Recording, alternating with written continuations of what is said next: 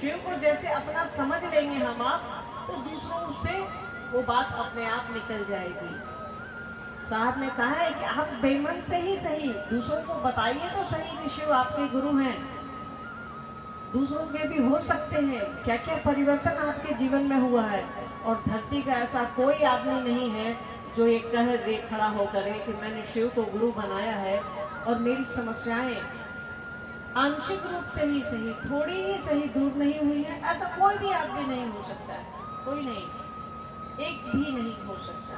और साहब ने तीसरा सूत्र दिया कि नमः शिवाय से अपने गुरु को प्रणाम करिए।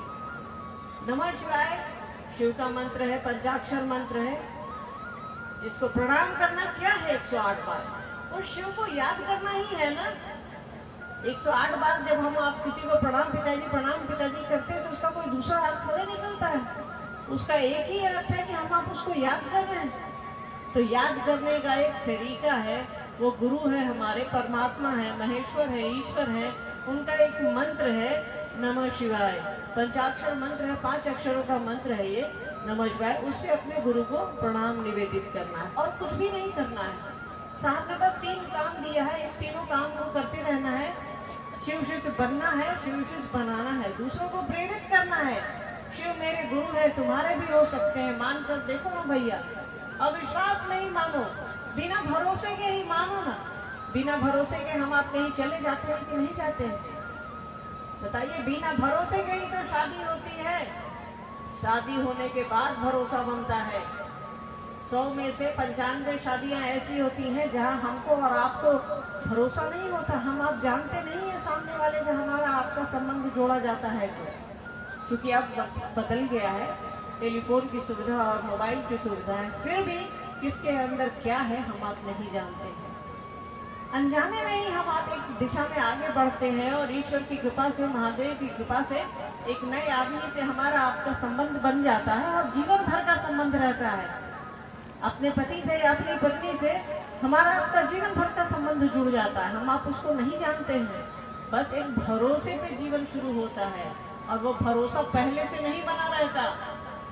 साथ जब जुड़ते हैं, जब अपनापन हो जाता है, तब एक भरोसा कायम होता है। इस संबंध में, किसी भी रिश्ते में हम आप अविश्वास के साथ ही आगे बढ़ते हैं, वहाँ भरोसा नहीं रहता। तो साहब ने कहा कि अविश्वास में ही आगे बढ़िए और श्रद्धा में ही आगे बढ़िए। आपके पास कुछ भी नहीं है देने को, आप क्या दीजिएगा उसको? सब कुछ उसी का है, ये पूरी सृष्टि उसकी है, हम आप उसको क्या दे सकते हैं? उसने हमें दिया है, उसने सांसें दी है, जगत दिया है, सब कुछ दिया है, भोजन दिया है, अनाज दिया है। हमारी ये सांस उसकी दी हुई है जिसमें सारा हम आप गुमान करते हैं। अभी ये सांस बंद हो जाए तो सारे लोग यहाँ से छोड़कर आप लोग चले जाएंगे।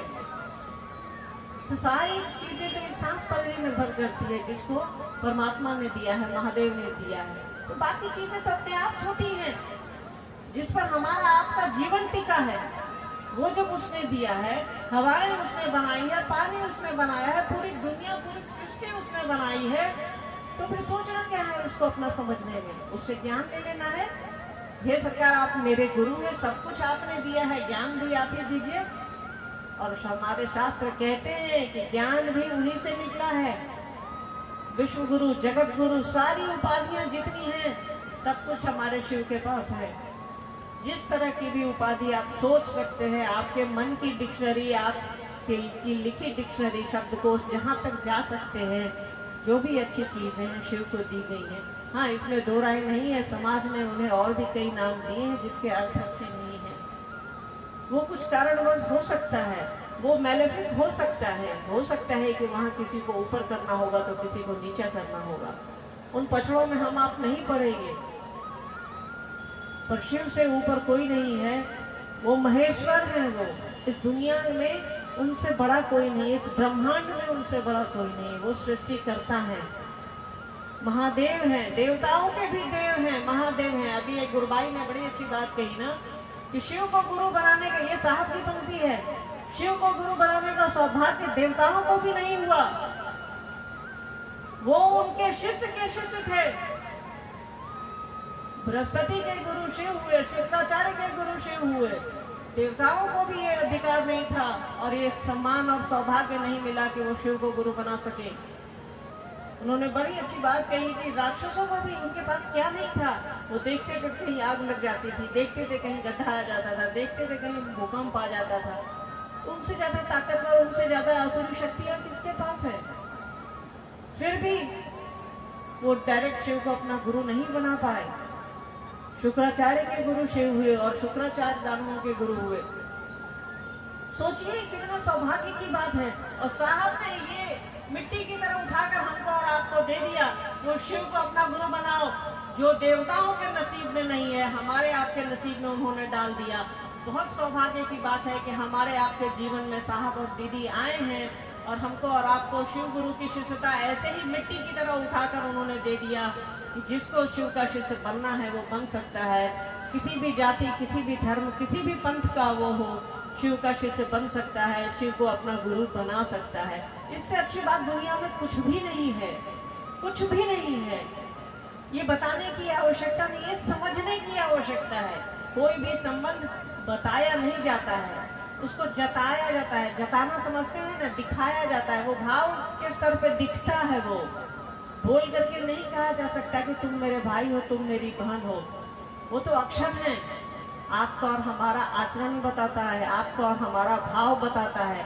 हम आप अपने भाई, अपनी बहन के लिए एक गिलास पानी लेके खड़े रहते हैं तो वो दिखता है, वो हमारे भाई और बहन है। शब्दों से नहीं, भाव में उतरने की जरूरत है, संबंध में उतारने की जरूरत है। गुरु को, साहब दीदी को, शिव को गुरु बनाइए और लोगों को प्रेरित करिए कि शिव मेरे गुरु हैं, आपके भी गुरु हो सकते हैं। देखते हैं कुछ जिज्ञासाएं हैं तो। एक जिज्ञासा है, एक भाई पूछते हैं, मानव जीवन में गुरु की आवश्यकता क्यों है? मानव जीवन में गुरु की आवश्यकता क्यों है? सवाल जिनका भी है। आप जीव ही शिव हो सकता है, ये मालूम है आपको, हमको सभी को मालूम है ये, कि उस परमात्मा ने अपने अंश में, अपने रूप में हमको और आपको धरती पर भेजा है कि जाओ और फिर वापस आना है। भेजता तो वो परमात्मा है, पर वापसी की यात्रा गुरु बताते हैं। रास्ता आपको नहीं मालूम है, आपको परमात्मा ने जगत में भेज दिया है। पर वापसी, ये जगत है, ये माया है, इतना हम आप उलझ जाते हैं कि वापसी की यात्रा मुश्किल हो जाती है। तो इस वापसी की यात्रा को आसान करते हैं गुरु। और जब शिव जैसे गुरु हो तो मार्ग ऐसे ही आसान हो जाता है। हमको और आपको कुछ भी करने की जरूरत नहीं होती। जीवन में भी, जगत में भी हमको और आपको सीखने की जरूरत होती है। इसीलिए माँ को पहला गुरु कहा गया है कि बच्चे का पहला गुरु माँ है, क्योंकि माँ ही पहले सिखलाती है। वो माँ है जो बताती है कि सामने जो खड़ा इंसान है वो तुम्हारा बाप है। इससे बड़ी सच्चाई क्या है? गुरु की जरूरत आपके जीवन में पल प्रतिपल है। वो माँ एक पहले गुरु है जो आपको और हमको बताती है कि सामने जो इंसान खड़ा है वो तुम्हारा बाप है। विज्ञान भले ही तरक्की कर ले, और ये आप सबसे पहले अपने डीएनए सर्टिफिकेट को लेकर के नहीं घूमते हैं कि मैं तुम्हारा बाप हूँ, मैं तुम्हारी माँ हूँ। पहले ये संबंध माँ बताती है। माँ के भरोसे पर हम आप चलते हैं। प्रथम गुरु इसीलिए माँ को कहा गया है कि वही बच्चे को दुनियादारी का ज्ञान देती है, परिवार और समाज का ज्ञान देती है। तो हमको और आपको बिना गुरु के हम आप जीवन में नहीं चल सकते, जगत में नहीं चल सकते, तो अध्यात्म में क्या चलेंगे? वो अध्यात्म, ये जगत जो है उसी अध्यात्म का आईना है। आपका मन आपके गुरु जैसा आपको बनाएंगे, जैसा आचरण आप रखेंगे इस जगत में आपका आचरण दिखेगा। तो अध्यात्म का आईना है ये दुनिया। तो यहाँ तो सबसे ज्यादा गुरु की जरूरत है। इंसान को तो सबसे ज्यादा गुरु की जरूरत है, क्योंकि उसके पास ईश्वर ने, महादेव ने बुद्धि दी है, और बुद्धि को कंट्रोल बस गुरु कर सकते हैं और कोई नहीं कर सकता। हमारे आपके बस के बाहर की बात है। इसीलिए हमको और आपको सिखाया जाता है, स्कूल भेजा जाता है कि हमारी आपकी बुद्धि जो है नियंत्रित हो, अनुशासित हो और उसमें ज्ञान उतरे। तो मानव को सबसे ज्यादा गुरु की जरूरत है, और शिव से बड़ा गुरु कोई नहीं है, इस धरती पर कोई नहीं है। दूसरे की बात तो थोड़ी लीजिए। इसीलिए हमको और आपको गुरु की आवश्यकता है। उनको अपना गुरु बनाइए। जीव को शिव बनने के लिए, परमात्मा के पास पहुंचने के लिए गुरु की जरूरत है, और हमारे आपके साथ सुविधा है कि वही परमात्मा हमारा आपका गुरु है। तो रास्ता तो और भी आसान है। इसीलिए इंसान को गुरु की जरूरत है। शिव जैसे गुरु की जरूरत है ताकि लौकिक और पारलौकिक मनोरथ स्वतः पूर्ण हो। साहब ने लिखा है कि शिव को गुरु बनाने से हमारा आपका जीवन सफल होता है। इस जगत में हम आप हैं, जगत की सारी चीजें हमको और आपको मिल सकती हैं। अध्यात्म हमारे आपके पॉकेट में आ सकता है, हमारे आपके मन में आ सकता है अगर हमारे आपके गुरु शिव हो। मानव के गुरु अगर शिव होंगे तो ये दुनिया सबसे सुंदर होगी, सबसे अच्छी होगी। साहब ने शिष्यानुभूति में लिखा है कि सुवासित होगी। इनसे बढ़िया कुछ भी नहीं होगा कि पूरी मानवता शिव को अपना शिष्य भाव अर्पित करे। एक जिज्ञासा है,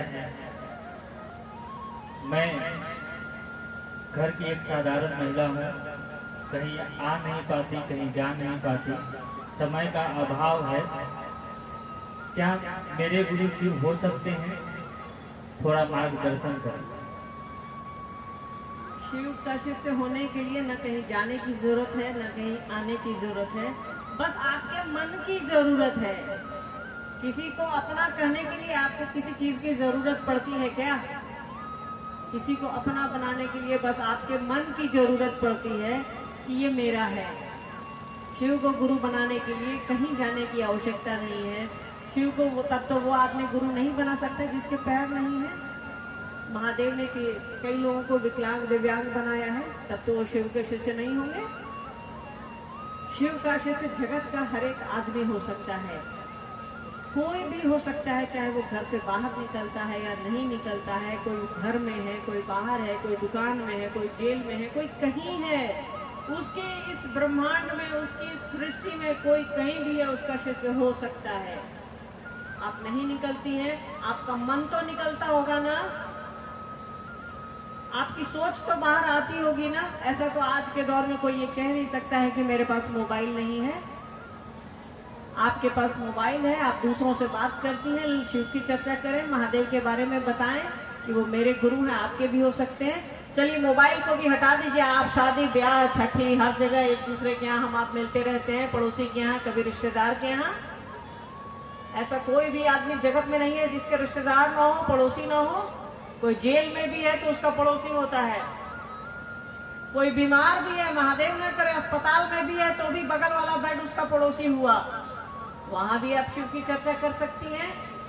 वहां हम आप रहते हैं तो बाल बच्चा घर द्वार की चर्चा करते हैं कि नहीं? वहां शिव की चर्चा कर सकते हैं आप। कहीं भी आप अपने महादेव की चर्चा कर सकती हैं। आपके घर में लोग आते होंगे, हर बात को माना जा सकता है, हर बात को आप नकार सकते हैं कि भाई ये स्थितियां मेरे साथ नहीं है, पर आपका मन, आपका दिल तो आपके साथ है ना। जुड़े तो रहिए आप उससे, आप उससे जुड़े रहिए। साहब दीदी का ये काम है, आपसे करवा लेंगे, पर शर्त यही है कि आप उनसे जुड़े तो रहिए। तो शिव का काम करने के लिए आपको कहीं जाने आने की जरूरत नहीं है। हमारे आपके पास महादेव के दिए हुए तमाम तरह के साधन हैं, तमाम तरह के संबंध हैं, जिस पर भरोसा करके, जिसकी सहायता से, जिसकी मदद से हम आप महादेव का काम कर सकते हैं। तो इच्छा रखिए, मन को बुलंद रखिए कि शिव का काम करना है, साहब दीदी का संकल्प लेकर चलना है, काम तो अपने आप हो जाएगा। साहब को कराना ये हमारा आपका काम नहीं है। हम यहाँ बैठे हैं और आप यहाँ बैठे हैं, ये उनका काम है, उनकी इच्छा हुई है, हम आप यहाँ बैठे हैं। शिव ने उनको स्वयं कहा है कि तुम्हारा काम है, तुम जानो, टेंशन नहीं लेना है, बस काम करते रहिए, शिव शिष्य बने रहिए और दूसरों को प्रेरित करिए कि वो शिव के शिष्य बने।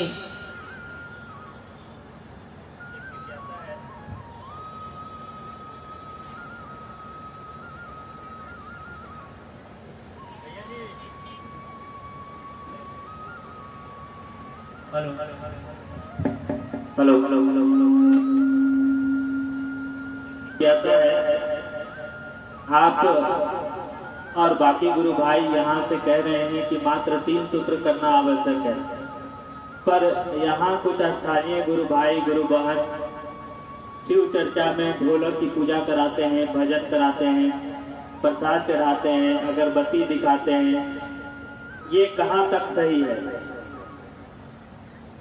देखिए, शिव के शिष्यता की बात करिएगा तो यहाँ वही हम आप करेंगे और होगा वही जो साहब का आदेश रहेगा।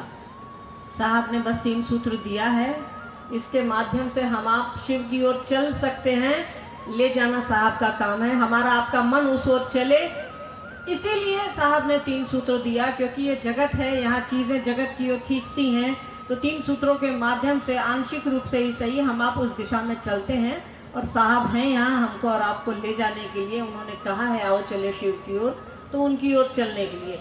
जहाँ तक ढोल झबीरा प्रसाद और इन चीजों की बात है, आपसे बेहतर कौन बताएगा। आपके पास सबसे बड़ा ज्योतिर्लिंग है, सबसे पुराना ज्योतिर्लिंग है, पर आप एक चीज मुझे बताइए कि शिव शिष्य होने के पहले क्या आप कभी इस तरह से 5000 10,000 लोगों में एक साथ बैठते थे?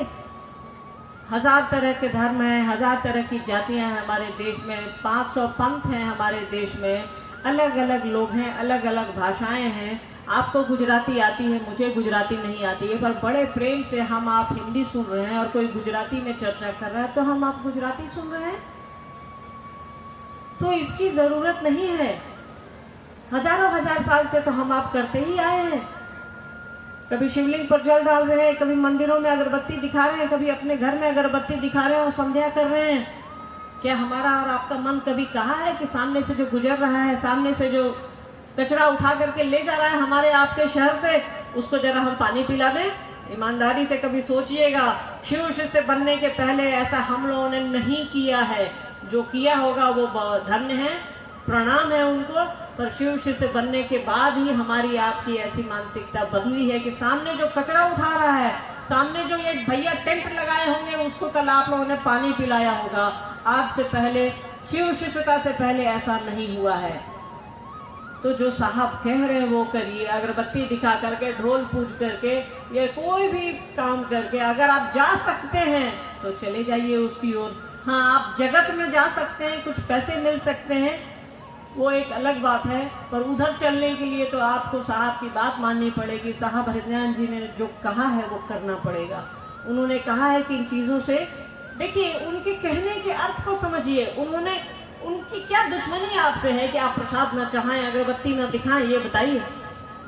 अरे आपके 2 पैसे बच जाएंगे। अगरबत्ती जलाने से महिलाएं ज्यादा रहती हैं, किन्हीं के कपड़े में आग लग जाएगी तो कौन बाजा बजेगा? तब तो हम आप सब सरपट ले लेंगे, कोई जल जाएगा तो जिम्मेदारी कौन लेगा?